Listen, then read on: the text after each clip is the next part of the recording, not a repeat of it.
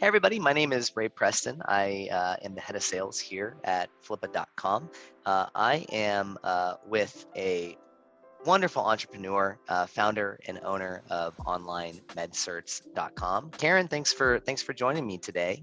Really excited to chat with you about the business. Great, thanks for having me. Looking forward to this. Absolutely. So, I'd love to hear just a brief overview of OnlineMedCerts. You guys have been around a long time. You're making really great monthly net profits. Why don't you give me the 90-second elevator pitch on the business and what it is you guys do? So 90 seconds. Okay. Well, feel free, Karen, to take as much time as you want. That's great because I have no sense of time whatsoever. So in 2005, I was sort of between careers and very young and not really sure what I was going to do with the rest of my life. And while I was figuring that out, I took a volunteer job with the Red Cross teaching CPR because it was one of the few things I knew how to do. That's awesome. And yeah, one could see it that way. By the way, I was a former police officer, so those were not skills that were going to translate well to the civilian world. So kind of needed a little time to figure it out. And I went to the Red Cross just, to do something while I was putting some thought into the rest of my life. And I thought, this is really a stupid way to teach people, holding them there for a full day, which was like 20 minutes of material. So I ended up taking a job with the Heart Association, and I found that was even a stupider way. And I don't mean to bash the Heart Association because they're, they do significant work, but in terms of teaching experienced providers, that just was not the way to go. These were people who already knew the material. They had learned it in med school. They were, most of them, practicing it real life and in person on the job. And yet they were being held anywhere from 6 to 24 hours to what some were calling renew a merit badge every 2 years. And, by stroke of amazing luck, I literally had a dream one night that I taught this stuff online. And, I laughed because I was probably one of the last people to be online and even use a simple thing like email. I was way behind the curve as far as technology, but I had this crazy dream one night, and I went to Barnes & Noble the next day, and I bought a book called How to Build a Website for Dummies. And I was totally a technology dummy, but I had great ideas. And I love this. This is great. I was very organized, and I definitely I had creative ideas. And I had poked around a little bit that day before I got started about whether anybody else was doing this, and nobody was doing this. Nobody was teaching these healthcare professionals online. So I thought, this is terrific. Let me see if this catches on. It was definitely more of a challenge to myself to see if I could figure out how to make a website. I worked pretty late that day, and I launched the thing that day, and I woke up the next morning and I had made a lot of money. Like a lot. Okay. So love that month I actually made a lot more than I did in an entire year as a law enforcement officer. In 1 month? Oh, easily. Way more. And it was like, all right, well, let me see if I could do it again.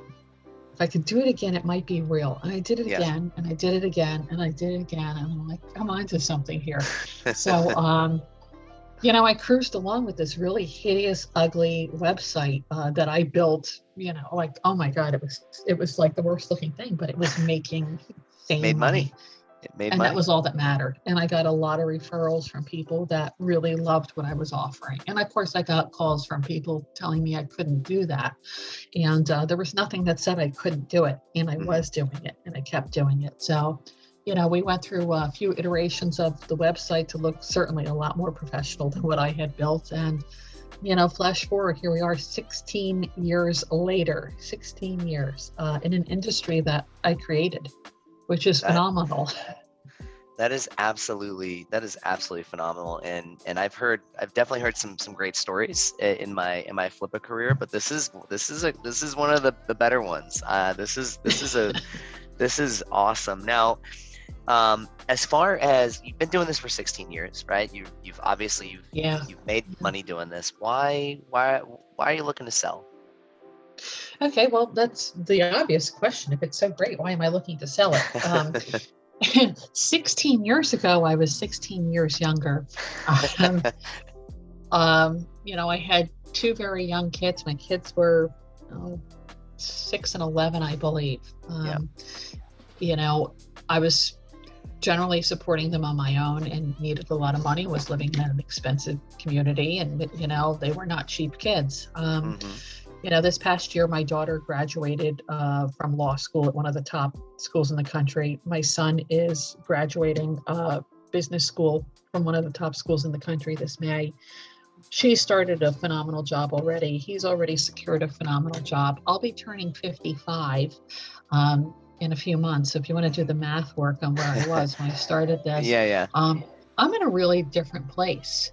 And I'm really looking forward to doing some things that I want to do that don't, meet other people's needs. That's being a parent, of grown-ups. And, I think definitely there's a need for a change. I mean, you've become kind of stale after doing the same exact thing for 16 years. Yep. And I honestly think that the business would greatly benefit from being in the hands of other people. And that's a little bit difficult to admit, but it's true. And it's time, and it's okay for it to be time for me to move on. So it's provided me a tremendous income that has allowed me to do amazing things over the years, and I'm very, very thankful for that. But it's time to move on.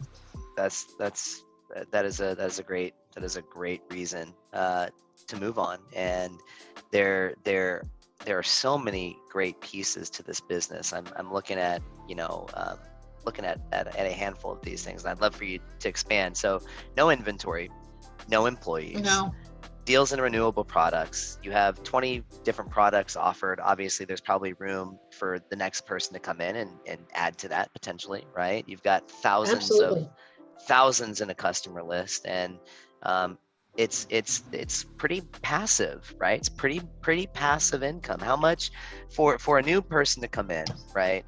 How much work do you think realistically, if they change nothing about the business, how much work and effort do they need to put in to continue doing what it's doing right now on a weekly basis? Okay, so I think I've essentially done the hard work. Even as far as the technology, I updated my site 2 years ago to include some fantastic plugins that really make things incredibly easy to do, and a lot of automation, and things that can be maintained very easily, even if you're not a techie person. I think there's certainly room for improvement, and somebody who comes along and grabs this business is going to want to do some different things, and I think that's terrific. But if you chose just to run it the way it is today, you could be doing this within 10 hours a week. I think that's very, very fair to say, within 10 hours a week. I'm a pretty organized person. I know my system down pat. I do it in less than 10 hours, but I'm thinking for a new person who's not looking to make major changes, daily operations should add up to a maximum of 10 hours a week. Wow. This is a great business. I need to go check my SBA funding and see if I might be. I was going to say, maybe you want to buy it. Yeah, maybe I want to buy it. This is a fantastic business. So, Karen, my last question is, who is this business perfect for, in your view? Right? Obviously, there are a lot of folks that could buy this business, but in your view, who is this business perfect for?